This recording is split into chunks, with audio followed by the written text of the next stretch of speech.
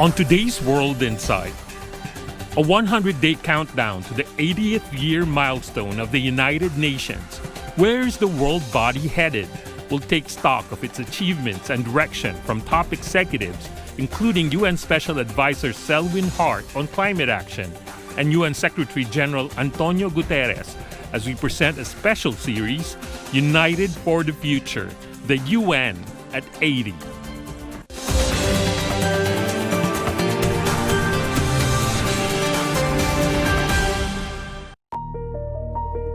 From peace and development to sustainable development goals, the UN has been a key stage for international governance and common aspirations. As this global intergovernmental organization embraces its 80th anniversary, it's also become a crucial gauge to understand where the world is heading for. Oh, congratulations. Join us for this special series of interviews and discussions on the UN and the future of international governance. Hello and welcome to our special series, United for the Future, the UN at 80. I'm Tian Wei. This year marks the 80th anniversary of the United Nations. Today, we are exactly 100 days away from that milestone. Over 8 decades, the United Nations has been pivotal in advancing global peace and prosperity, with climate governance one of its top urgent missions. As climate disasters grow more frequent and severe, the need for action has never been greater. Recently, I caught up with Selwyn Hart, the Special Advisor to the United Nations Secretary General and Assistant Secretary General of Climate Action Team. In our conversation, he stressed the urgent need to accelerate renewable energy adoption and build climate-resilient systems. He also talked about China's success in energy transition and called on all nations to commit to a low-carbon future. Let's hear his insights. Mr. Assistant Secretary General, what a pleasure to see you in Beijing. Thank you. Selwyn, you've been having a lot of conversations with your Chinese counterpart. What is your latest takeaway of this trip? It has been an extremely encouraging visit. Firstly, it is clear that China remains firmly committed to multilateralism and the Paris Agreement. China is fully invested in the success of COP30, and we're just a few months away from this really important and historic COP. Secondly, it is clear that the energy transition is accelerating in China, and 10 years after the adoption of the Paris Agreement, it is absolutely clear that the world now has many of the solutions that are needed to meet the goals of the Paris Agreement. How much of a priority still the issue of climate change on national leaders' mind, and therefore, as a result, on the agenda of the United Nations? When it comes to implementation, we see the world's largest economy certainly are having different priority at this moment. The latest national legislation putting out also suggests that, for example, undercuts of support for EVs and also renewables, and the list goes on. And that's just one of those many examples. So can the UN, which is an intergovernmental platform, be able to collect itself despite of the fact the largest economy is not interested in it anymore, at least at the national level? Well, climate remains at the top of the agenda of the United Nations. At the beginning of this year, the Secretary General delivered his annual priorities speech, and climate change was one of his major priorities. And he continues to engage with leaders. In April this year, the Secretary General convened this group of leaders.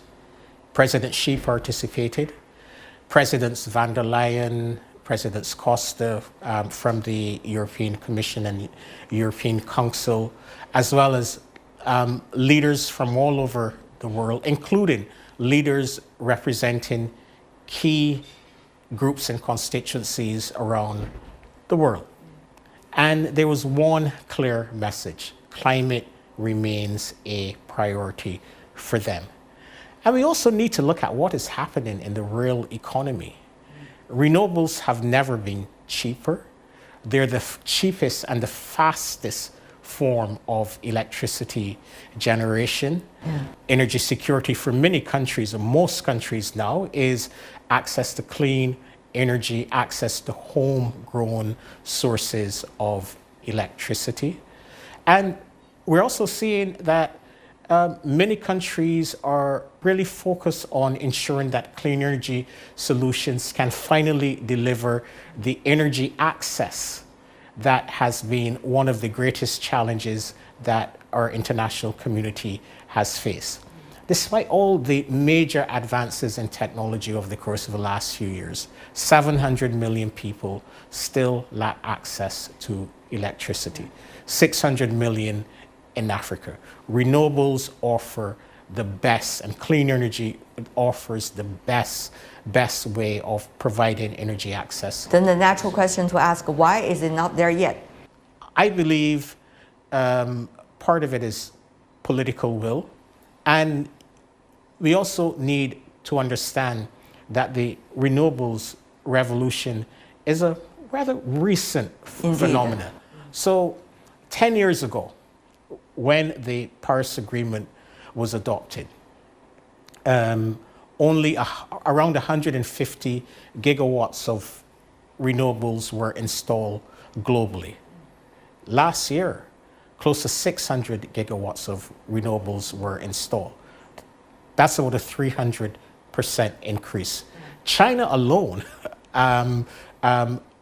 accounted for, I believe, over 300 gigawatts of renewables. So we're seeing this acceleration of the pace of the clean energy revolution. How much is China's practice so far give hope to the emerging and developing countries that they can also be able to do it?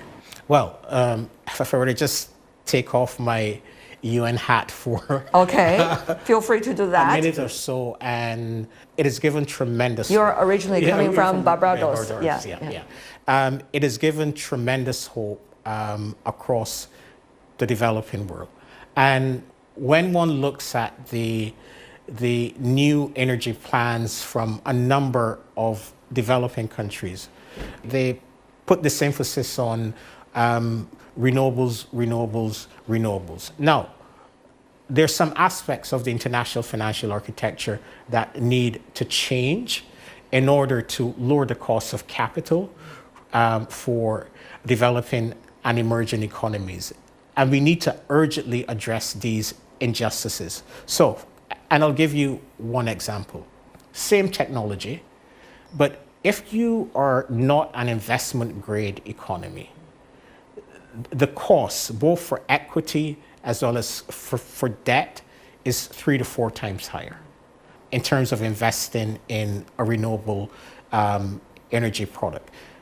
The good thing is that once you have built your panels, once you have installed your wind turbines and your storage, you are no longer exposed to volatile fossil fuel products.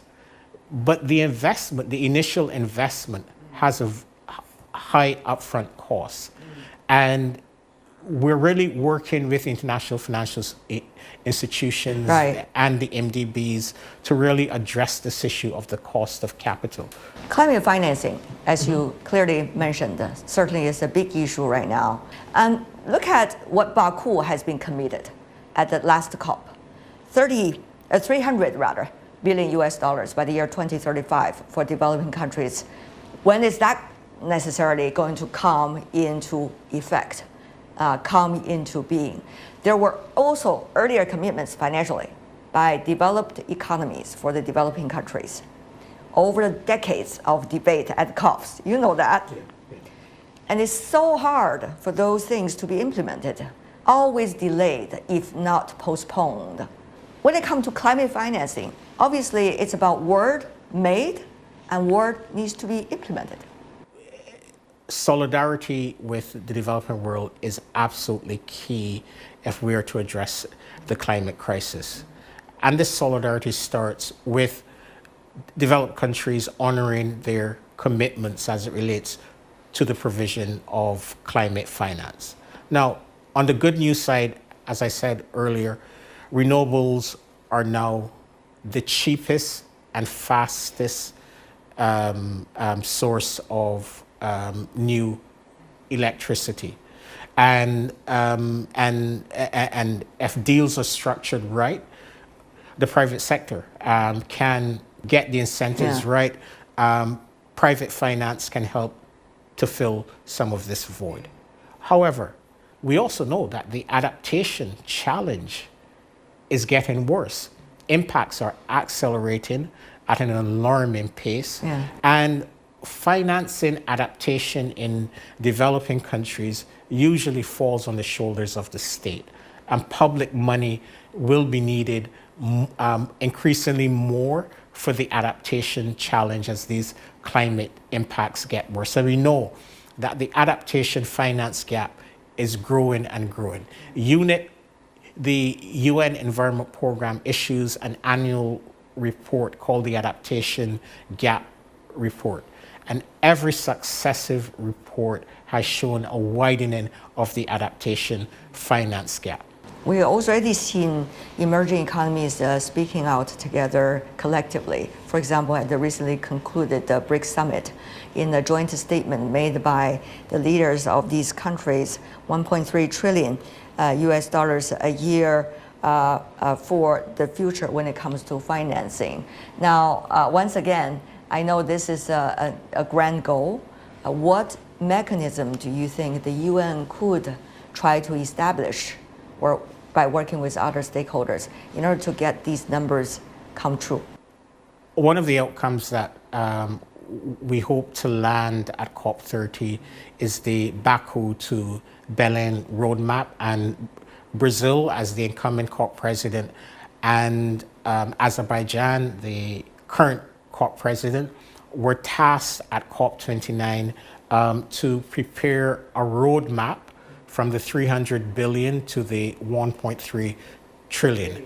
And we know that they're working really hard to develop a credible roadmap. So we are here to support them. We're lending our support to the Brazilians and the Azaris to develop this roadmap to the 1.3 trillion. But it will require creativity. It will require innovative use of different financial instruments. But ultimately, we cannot lose sight of the goals of this roadmap, really to provide hope and a credible pathway to address the dire financing needs of the developing and emerging economies. Some countries, their policies flip-flop every several years. How much do you see as the UN, as an intergovernmental platform, be able to deal with these policy uncertainties coming from individual national governments? Despite what might be happening in individual countries, the global trend is clear. The energy transition is accelerating at pace and scale. So despite what might be happening in one or a few countries, the global trends are clear. And we're seeing the pace of the energy transition accelerate across the world. We're seeing clean energy increase as a share of the economies in all of the major economies. In China, it's now 10% of total GDP. And last year, it was a quarter of GDP growth. And we're seeing this in the European Union. We saw this in the US. We're seeing it in India. We're seeing it in Brazil. So the global trends are clear. The upcoming COP30 is also a big test as to what role these days geopolitics is playing. become an enabler or a big obstacle for climate change issues? How is the UN, whose credibility has been undercut by rhetorics these days, over the past few years, see this upcoming important event and moment? In supporting and facilitating multilateralism, the UN, meaning the Secretariat, because the UN is also its member states as well, but the Secretariat and the Secretary General himself, he will still be a voice of reason. He will do all that he can to convene, as he did in April, amidst geopolitical uncertainties and divisions. And he will continue to use the UN system as is needed by countries to build capacity, to support their own national efforts. But ultimately, individual members of the UN, they need to find common ground even on difficult and complex issues. There's only so much that the Secretariat can do. Ultimately, it requires leadership, strong leadership from the member states. And in his speech in April, President Xi said, once we enhance confidence, solidarity, and cooperation, we will be able to overcome these headwinds. And I think that that's a really good way of looking at it. Those that remain committed to multilateralism, those that remain committed to international cooperation, they have to stand up and be counted and demonstrate this commitment in very tangible ways. The UN is going through a difficult time, a very challenging time. I see alongside from you. Yes, indeed. Yeah. Everybody knows that. On the one hand, it is the platform for governments, most of it in the world, to work together. But on the other hand, UN's credibility has been undercut by rhetorics, while at the same time reform is needed within the UN also to improve itself. So how do you see UN still as an important platform for future discussions on climate change? When one looks at what we've been able to achieve 10 years after Paris, right? We might not have hit the goals of the Paris Agreement, but 10 years ago, the world was heading towards 4 to 5 degrees Celsius of warming. The first set of indices or nationally determined contributions or national climate plans have brought us down to about 2.6 degrees Celsius, still off track, but it has shown that with increased efforts, and we're seeing those increased efforts now, we can find solutions to solve this problem. Over the course of the last few years, we've had more attention given to issues of concern to developing countries, like the establishment and creation of the new loss and damage fund. So at times, progress will be slow, it might be uneven, but I cannot imagine a world without the UN, especially if you are a small country and you don't have a platform to defend and project your interests or your issues. You are working very hard around the clock these days and around the world prepare for the big speech by the Secretary General and also for the COP30 upcoming. But this year also is the UN embracing 80th anniversary. As someone who has been working for the UN on a very challenging task, what is your expectation for this platform? And you as an individual, how do you see its future? I am hoping that it is used as a moment for solid reflection by leaders on the enormous value of the United Nations and for recommitment to its principles and to its values. We also need to connect the work of the United Nations to people. People must understand the value of the United Nations in their lives as they did in the early days of the UN. So I'm hoping anniversaries are often used as moments of reflection, and I'm hoping that there is a collective reflection, but also a renewed drive to ensure that the values and the principles and the objectives of the organization are given new life. You are watching our special program on World Inside UN at 80.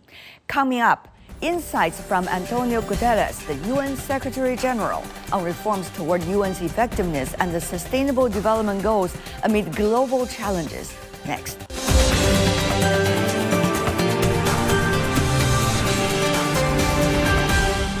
Welcome back. This is World Inside, our special series, United for the Future, the UN at 80. I'm Tian Wei. This year marks the UN's 80th anniversary, a moment to reflect on its enduring role in global governance. While its contributions are widely recognized, emerging global challenges have raised questions about its effectiveness. At a recent informal plenary meeting, Secretary General Antonio Guterres reaffirmed the UN's commitment to collective action, stating that it is not a la carte menu. He also noted significant gaps in achieving the Sustainable Development Goals. As the UN navigates these challenges, how can it adapt to remain effective and drive sustainable progress? Here is our earlier one-on-one conversation with His Excellency, the UN Secretary General. We have been seeing from the United Nations, you personally even trying to make the commitment and push countries forward in terms of sustainable development goals. For example, about energy transition, which is so crucial. Mr. Secretary General, you and your colleagues have been working with governments to design the goals for the 2050, for example, particularly recently. How are we going to implement them? What are some of the consensus that you see among economies and countries? No, we are not yet moving as fast as we should. We must absolutely keep the growth of temperature at 1.5 degrees until the end of the century.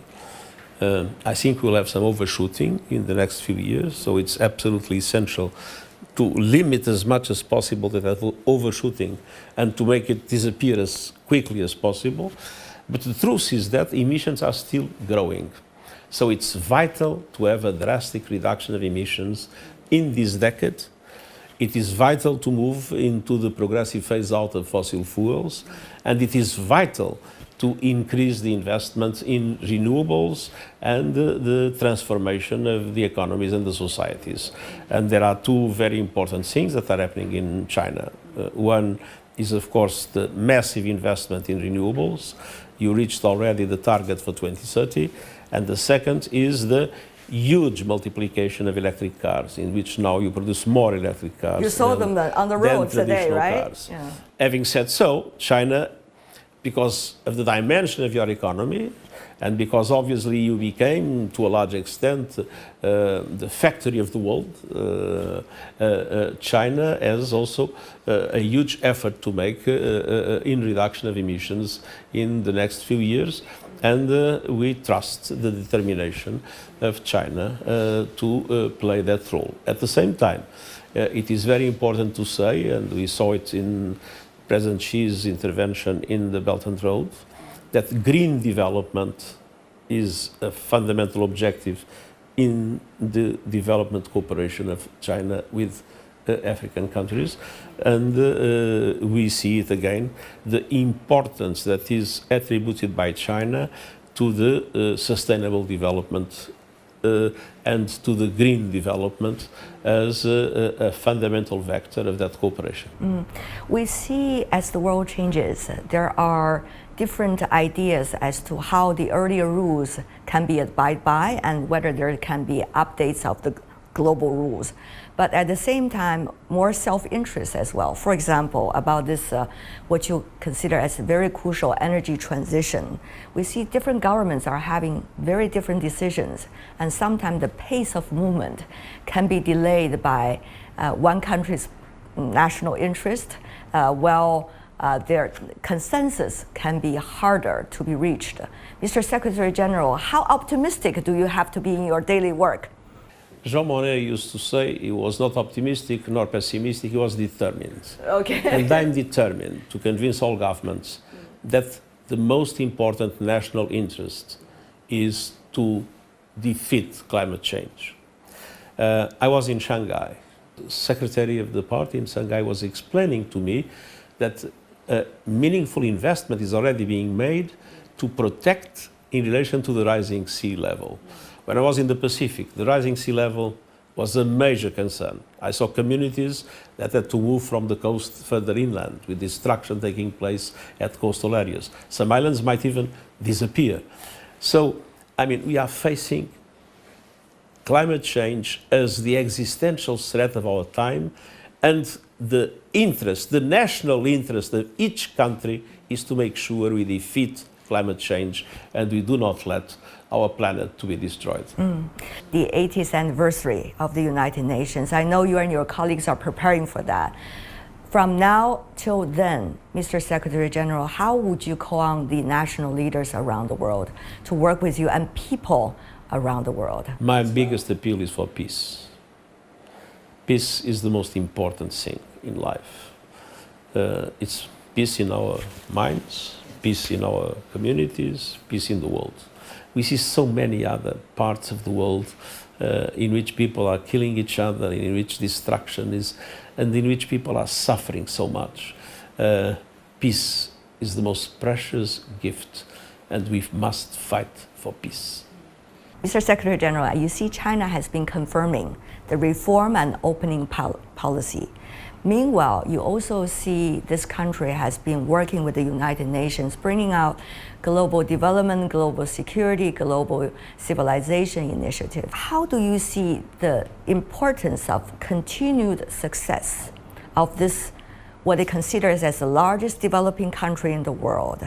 How much do you see the takeaways of China can be of reference to the global South? Now, China was able to eradicate extreme poverty.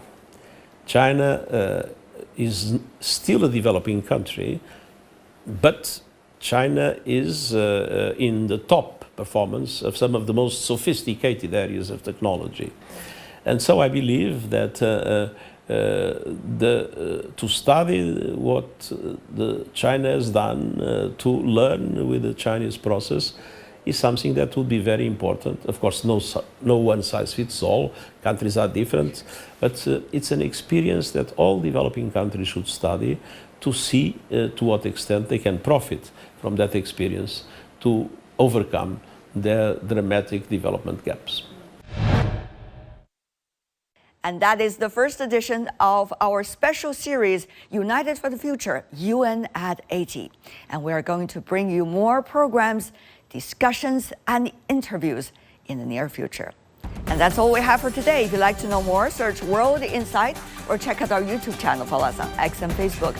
I'm Tian Wei on behalf of the team. Thanks for being with us. I'll see you tomorrow. Bye for now.